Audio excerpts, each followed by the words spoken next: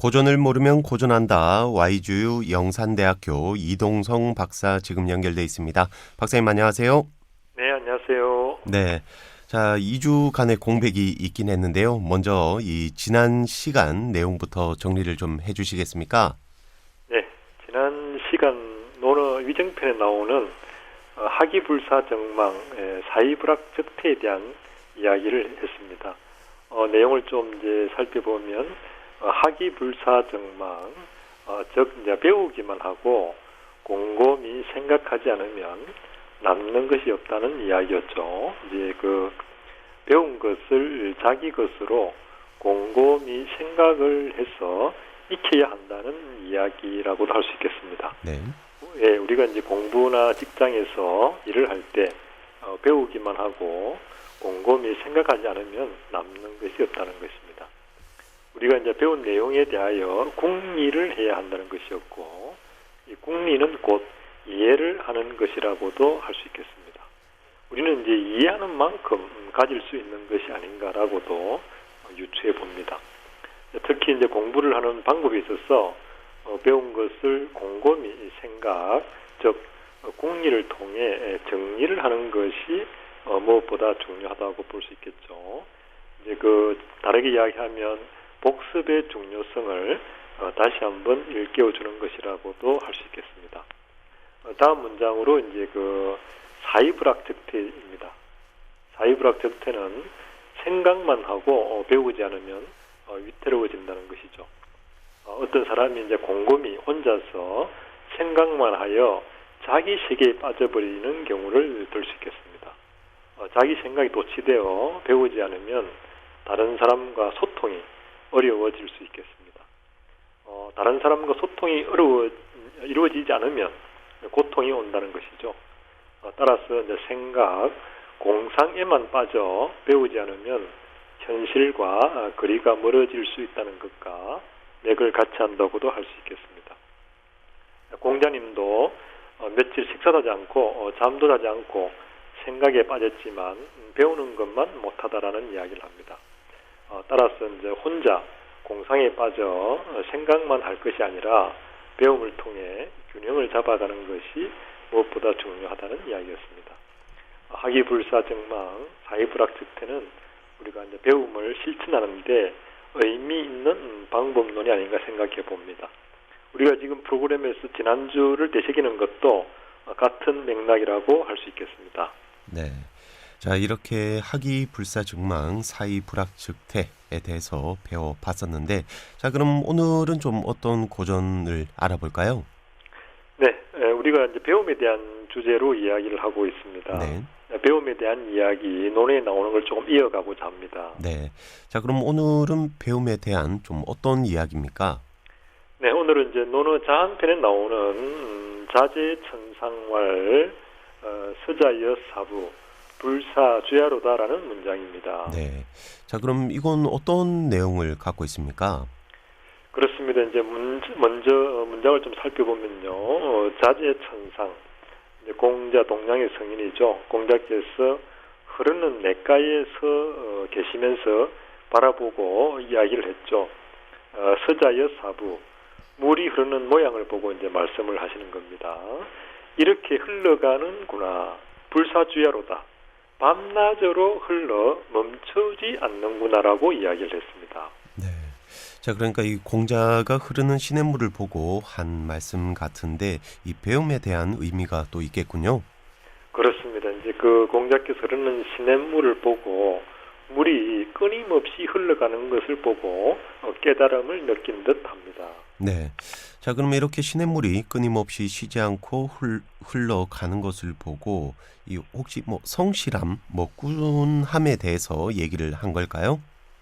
그렇습니다. 그 바로 이제 물이 이제 끊임없이 쉬지 않고 흐르는 것을 보고 자기 자신도 이제 공부나 또는 인격을 수양할 때 끊임없이 해야 한다는 것을 이야기하고 있는 것이라고 볼 수 있겠습니다. 네, 이렇게 물이 흘러가는 것을 보고 한순간도 멈춤이 없는 그런 또 자연의 위대함을 발견한 것이기도 하겠군요.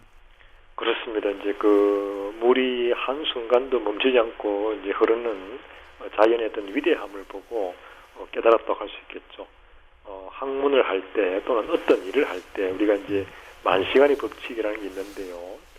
하루 이제 3시간, 10년을 할 때 그 분야의 전문가가 될 수 있다고 하는 것과 맥을 같이 할 수 있겠습니다. 네. 어떤 일을 할 때 멈추지 않고 이렇게 끊임없이 하는 것이 무엇보다 중요하다는 이야기네요. 그렇습니다. 이제 그 꾸준함이 머리를 이긴다라는 말이 이런 뜻을 대변하는 것이라고 할 수 있겠는데요. 우리가 이제 도달하는 모든 과정은 훈련의 이제 터널을 통과해야 바로 설 수 있는 것이 아닌가라고도 볼 수 있겠습니다. 네. 자, 그럼 이 잘하는 것은 그동안 연습을 많이 했기 때문이라고 이렇게 또 이해를 할 수 있겠군요. 그렇습니다. 우리의 이제 뇌 역시 연습할 때 몸으로 기억을 하고 준비를 하는 것이라고 밝혀지고 있죠. 우리가 이제 운동을 하다가 그만두면 며칠 지나면 이제 근력이 원 상태로 이제 복귀된 현상을 접하곤 하는데요.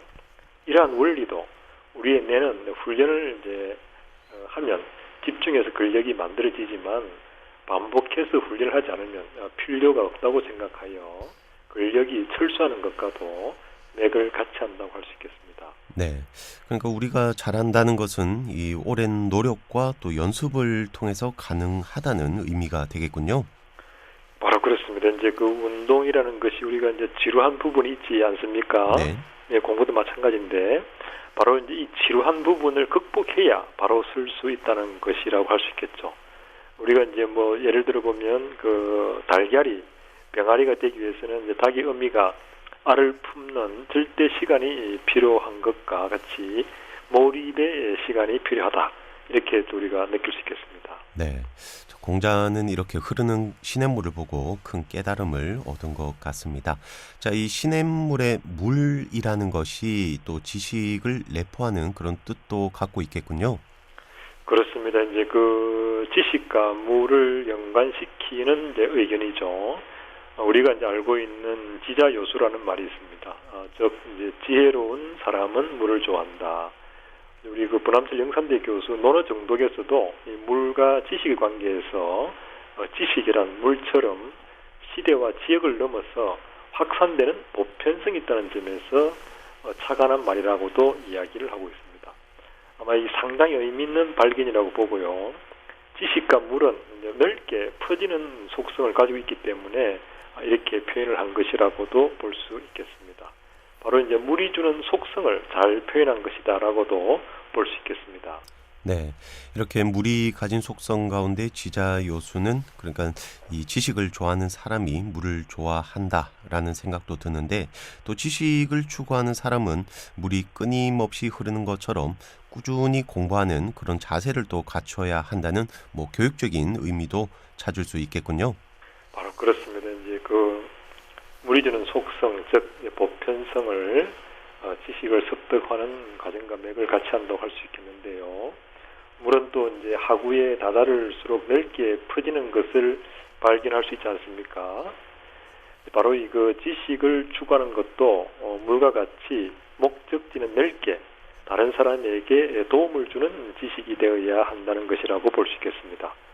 그러니까 이제 자기 자신, 자기 자식, 자기 가족만의 이익을 추구하는 지식이 아니라 이웃, 지역사회, 나아가서 이제 인류 공동체의 이익을 위한 지식을 추구할 때 또 우리가 진정한 행복에 도달하는 것이 아닌가라고 생각해 봅니다. 네, 이렇게 물이 주는 속성에서 아주 많은 것들을 또 배울 수 있는 것 같네요. 그렇습니다. 이제 그 물이 주는 속성으로 이제 물은 흐를 때 웅덩이가 있으면 맨 먼저 가장 가까운 웅덩이를 채우고 나서 넘친 다음 이제 그 다음 웅덩이를 채웁니다. 아무리 바빠도 앞에 웅덩이를 이제 뛰어넘어 다음 웅덩이를 채우지는 않는다는 것이죠.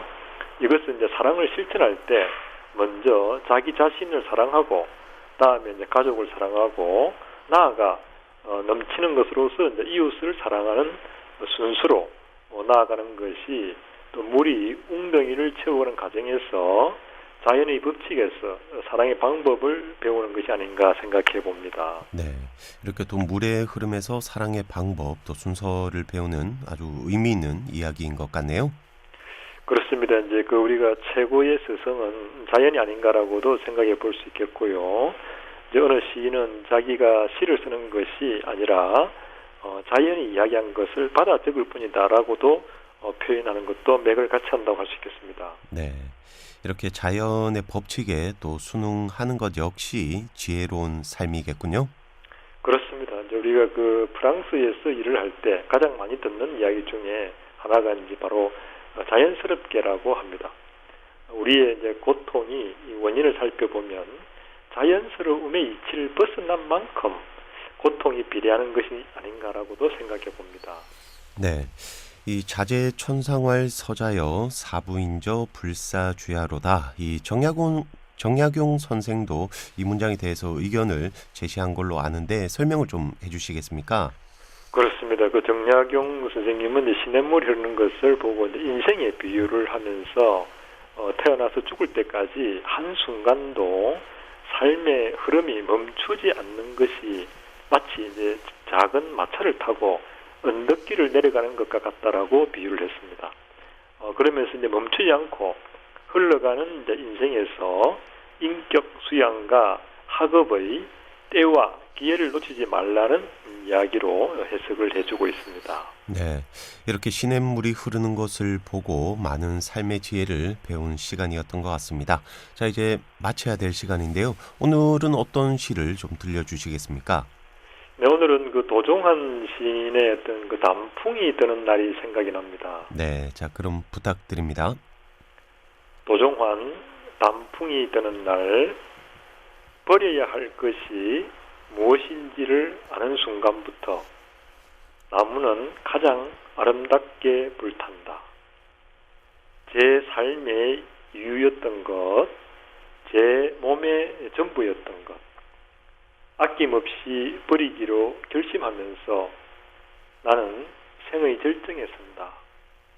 방아착, 제가 키워온 그러나 이제는 무거워진 제 몸 하나씩 내려놓으면서 가장 황홀한 빛깔로 우리도 물이 드는 날. 네, 오늘은 여기까지입니다. 지금까지 YGU 영산대학교 이동성 박사였습니다. 말씀 감사합니다. 네, 고맙습니다.